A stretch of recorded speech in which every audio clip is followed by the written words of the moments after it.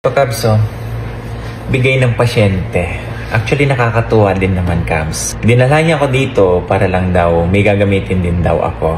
Salamat, sabi niya. Dahil dito, nawawala na rin yung nararamdaman kong pananakit ng mga kasukasuan, Cabs. Totoo, kabayan, ha? Tingnan niyo to, binunot niya pa sa kanilang farm. Kabubunot lang yan. As in, fresh na fresh. Kaya, Cabs, maganda na anti-inflammatory kasi ito. Kapag fresh, hiwain mo lang, ilalagay mo sa inumin mo. Okay? So ngayon, ano ba itsura nito sa microscope? Ayan o, fresh na fresh.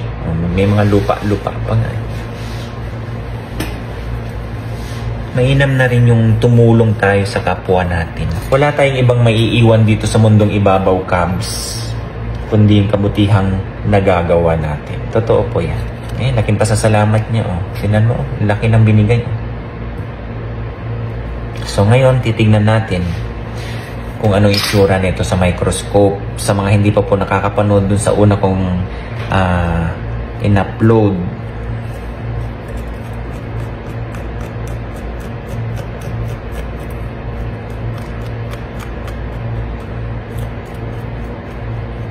Ma-appreciate mo to, Cabs, sa totoo lang. Ang ginagawa lang ng pasyente, fresh, hinihiwa niya at nilalagay niya sa tubig. Dati lagi nananakit ang tiyan, pero ngayon, Cabs, dahil sa mga presensya ng mga good bacteria na nandito, maganda sa gut microbiome. Ito yung biyaya ng Diyos. Alam nyo, sa loob nito, sobrang dami ng good bacteria na nagpapaganda sa ating mga gastrointestinal tract. Tandaan nyo, ang tao na maganda ang kanyang gastrointestinal tract, maganda ang mga bakterya dyan, malaki ang natutulong niyan to boost immune system. 70% Cabs ng ating mga immune cells nandyan sa ating bituka. So ito siya, makikita nyo sa microscope. So kabayan, ito din ay biyaya ng Diyos, ha? Tingnan nyo. So, ilipat natin sa high power field. Zoom para ma-appreciate nyo. Ayan, Cabs, Alam mo ba ang laman ng turmeric na fresh? Ayan, Nakikita mo yung gumagalaw na yan? Lahat po yan, puro mga good bacteria.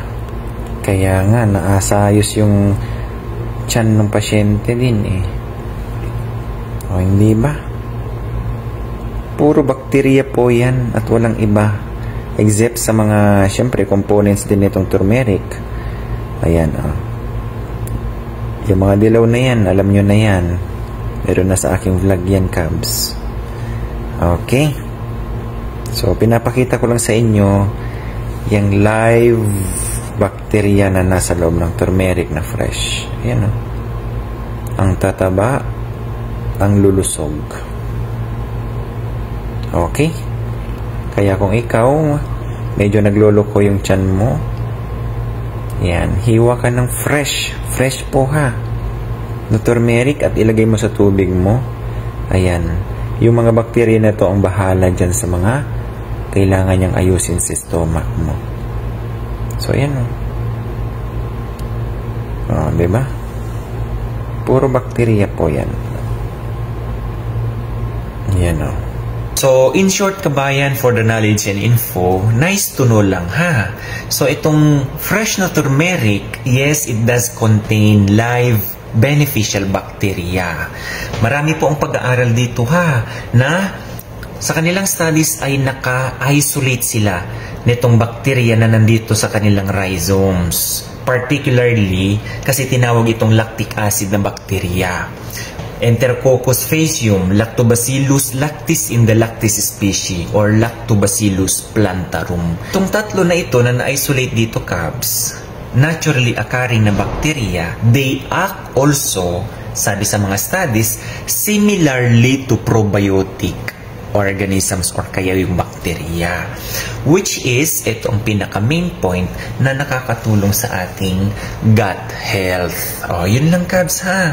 Huwag kang magtaka dito sa mga fresh na turmeric, meron po yung talagang bacteria bakterya. Kita mo naman sa video, hindi po ba? Okay? So, nice to know lang po yan, Cubs, ha? Mas maganda pa rin yung meron kang mai-impart na natututunan sa mga followers, hindi ba? So, ngayon, alam mo na. Pag nananakit ang tiyan mo, maganda ito talaga, Cubs. Okay? Kasi probiotic siya eh. Okay? Kesa naman bibili ka pa dyan ng mga produkto na ang mamahal. Tapos same effect lang din naman. Probiotics. God bless everyone. Bye-bye.